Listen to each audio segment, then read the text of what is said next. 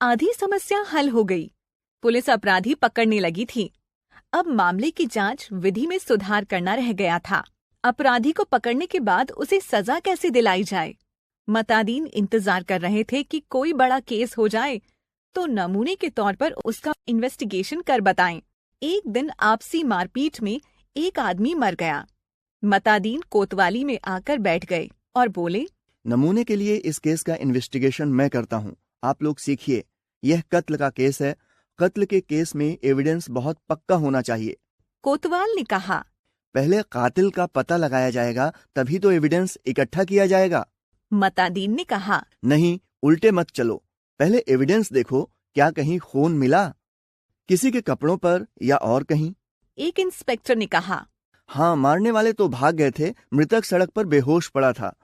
एक भला आदमी वहां रहता है, उसने उठाकर अस्पताल भेजा। उस भले आदमी के कपड़ों पर खून के दाग लग गए हैं।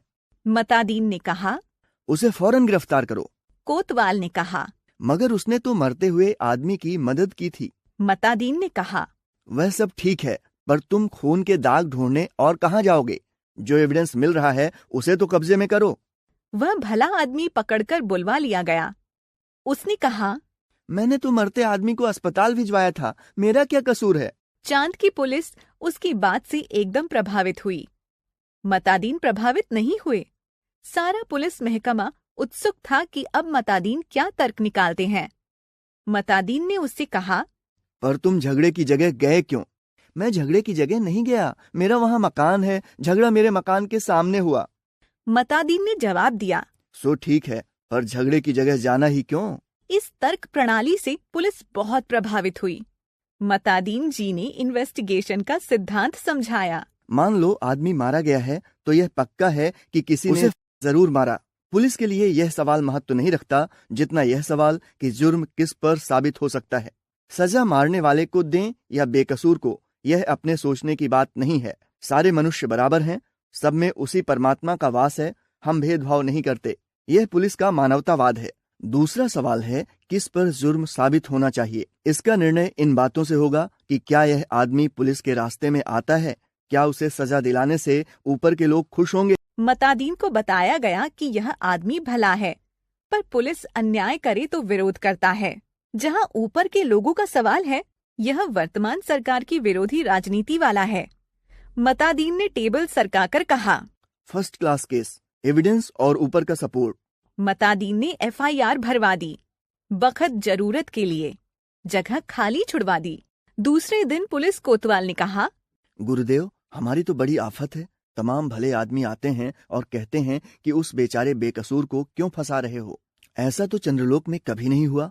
बताइए क्या जवाब दें, हम तो बहुत शर्मिंदा हैं। मतादीन ने कोतवाल से कहा, घबराओ मत। शुरू में इस काम में आदमी को शर्म आती है। तुम्हें बेकसूर को पकड़ने में शर्म आएगी। हर चीज का जवाब है। अब आपके पास जो आए उसे कह दीजिए। हम जानते हैं कि वह निर्दोष है, पर हम क्या करें, यह सब ऊपर से हो रहा है। कोतवाल चुप रह गया। वह इस महान प्रतिभा से चमत्कृत था। मतादीन ने कहा, एक मुहावरा ऊपर से हो रहा है, हमारे देश में 25 सालों से सरकारों को बचाता आ रहा है। तुम इसे सीख लो। क्लास की तैयारी होने लगी। मतादीन ने कहा, अब 4-6 चश्मदीद गवाह लाओ। कोतवाल ने कहा, जब किसी ने उसे मारते देखा ही नहीं तो चश्मदीद गवाह कोई कैसे होगा? मतादीन ने सिर हिलाया। किन बेवकूफों के बीच फंसा दिया मुझे। इन्हें तो ABCD भी नहीं आती। झल्ला कर बोले, चश्मदीद गवाह किसे कहते हैं जानते हो? चश्मदीद वह नहीं है जो देखे, बल्कि वह है जो कहे मैंने देखा। कोतवाल ने कहा, ऐसा कोई क्यों कहेगा? मतादीन ने कहा, कहेगा, समझ में नहीं आता कैसे डिपार्टमेंट चलाते हो।